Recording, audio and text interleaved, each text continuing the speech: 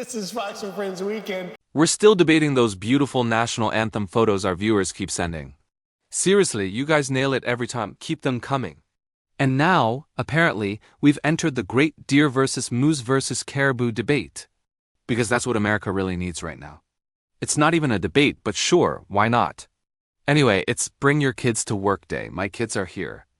Honestly, for Hispanic moms, that's just called Thursday.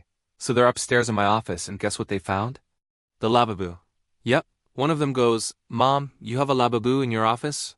I thought they'd be impressed. Instead, she goes, "Don't you know those things are demonic?" Apparently, there's a whole internet cult saying these dolls look possessed. I mean, they do have that evil little grin, you agree? Oh yeah, totally. But to be fair, her kids are brave. We went to a haunted house last night. Some of us were terrified. Charlie went through in a full suit like it was a board meeting, but her kids? Unshaken. Didn't flinch once. We got home late. Everyone's still breathing. Meanwhile, Rachel, when the jump scare hit, she threw her own kids forward and hid behind them. Total sacrifice. The woman surrendered her children to the ghosts. And yeah, it was scary. There was a guy with a chainsaw. But come on, you can't use your kids as human shields. Especially when you're married to a lumberjack. You'd think she'd be immune to chainsaws by now. But nope, apparently not. Those handsome lumberjack memories didn't help. Oh, and let us not forget, she showed up to the haunted house in a navy blazer and khakis. Said she wanted to look good for the judge in case we got arrested. That's commitment. Court-ready horror chic. I wanted to be the first one out of that haunted house. And trust me, next week we'll have plenty more of that chaos. But today, it's déjà vu all over again. Millions are expected to hit the streets across all 50 states for what? It's being called the No Kings protest, another anti-Trump spectacle.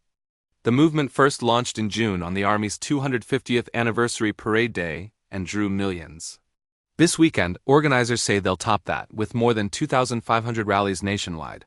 Their website claims that since June, President Trump has doubled down, sending masked agents into the streets, terrorizing communities, targeting immigrant families, and detaining people without warrants.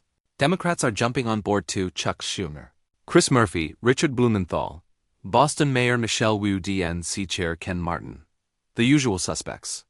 Meanwhile, Speaker Mike Johnson is calling it what it is: a Hate America rally. The Democrat leaders are going to join for a big party out on the National Mall, so-called No Kings Rally. We refer to it by its more accurate description, the Hate America Rally. You're going to bring together the Marxists, the socialists, the Antifa advocates, the anarchists, and the pro-Hamas wing of the far-left Democrat Party. That is the modern Democratic Party. But Bernie Sanders, ever the revolutionary romantic, insists it actually a Love America rally. He says it's about defending the Constitution and fighting authoritarianism. No, Speaker Johnson, the No Kings rally on October 18th is not a Hate America rally. In fact, it's quite the contrary. It's a Love America. President Trump, in an interview with Maria Bartiromo, just laughed it off. You know, they're referring to me as a king. I'm not a king. Right. So there you have it, the No Kings rally, led by people who spend all day pretending America as a dictatorship. Schumer's asking everyone to stay peaceful. Last time they tried that in June, it started calm but ended with smashed windows and a few arrests. Mostly peaceful, as always. Bernie says they love America, funny, because the whole thing's bankrolled by George Soros, the man who's literally funding the days they're releasing criminals back on the street. You have to really love America to do that, right? And Sanders, by the way, filmed his heartfelt defense speech with fire engines blaring behind him. You know, just in case irony needed sound effects. If you're being bullied by Speaker Johnson, you're probably doing politics wrong. But fine, let's all celebrate America, sponsored by Soros. Move on, the ACLU, and the Teachers Union. That's the Progressive Avengers lineup right there. They say it's about freedom, but I've seen this movie before. These rallies are big business. Buzz people in, put them in hotels, sell the signs.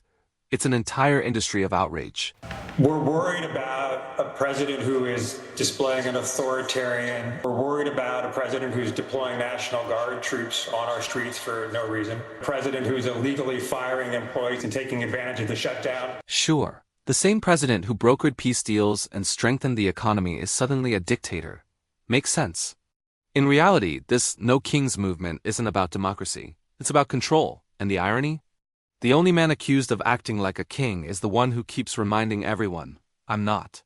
Trump's being compared to dictators again, this time Nicolas Maduro. Which is funny, because unlike Maduro, Trump's actually undermining authoritarians around the world. But logic doesn't sell signs, and apparently neither does dignity. Normally, protests like this only pop up when there is no election around because they a disaster for the people hosting them. Regular voters see the chaos, the bizarre signs, and think, this is what democracy looks like? One guy even showed up holding a sign saying he should have been aborted. Real charmer? Peaceful? Maybe? Gross? Definitely. But 2025's politics are upside down, and now in the middle of this madness, New Jersey Democrat Mickey Sherrill just announced she's going to one of these rallies. She's in a tight race with Republican Jack Ciattarelli, and this move screams desperation. Fox polling shows why. Back in September, she was leading 50-42. Now it is 50-45.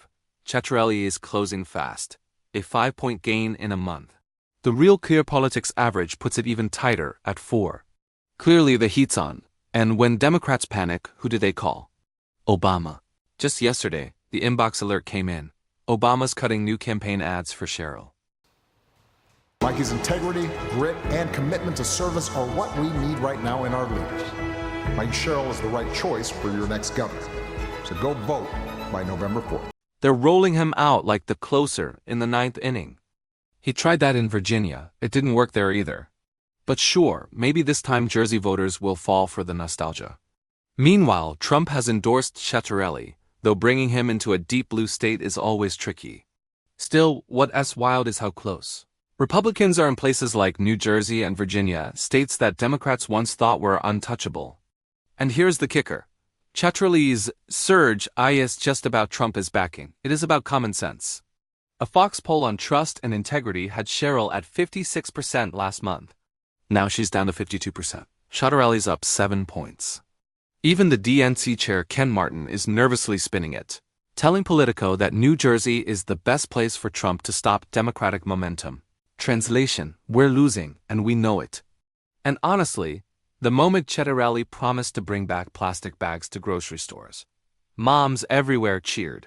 No more paying for extra bags while the reusable ones sit forgotten in the garage. That's when he won the election, not by speeches, but by understanding real life. He's also promising to bring down energy costs. You know, priorities that actually matter, not rallies pretending to save democracy. Jack Ciattarelli's campaign is catching fire, and not because of polls. One of his biggest applause lines? Promising to rip those ugly offshore windmills off the Jersey coast. Keep our beaches beautiful, simple, effective, and it works. It's officially the plastic bag primary, and Rachel's already called it. I'll have Ciattarelli on later this morning to talk about the bags and Obama jumping in for Mickey Sherrill. Meanwhile, in Pennsylvania, there's a different fight brewing, this one over parental rights. Lawmakers. They are pushing a new bill to protect parents from being treated like criminals just for letting their kids be kids. The proposal would clearly define what neglect actually means and allow families to let their children walk or bike to school, play outside, or stay home alone for reasonable periods without facing charges. Supporters say it's a common-sense fix to a system that's forgotten how childhood works. Finally, a law that admits you're not a bad parent for letting your kid ride a bike. I mean, I started babysitting at 12. If they start arresting moms for letting 13-year-olds babysit, I'm going to jail. And honestly, that might be kind of a vacation. Because let's be real, raising kids today feels like a life sentence. You've seen that video where the dad says, "Whoever makes the biggest mess goes to bed." And the mom immediately throws everything on the floor and runs to bed. Totally understandable. But that's the problem. Kids today don't get responsibility anymore. They're chauffeured everywhere, glued to screens, booked in organized activities from sunrise to sunset. No pickup games, no exploring the woods, just endless supervision. And now the government's deciding how you raise your kids. Across multiple states, parents have actually been arrested for doing things our own parents did every day. Remember that Georgia mom from last year? She was arrested for letting her 10-year-old walk a mile to a friend's house.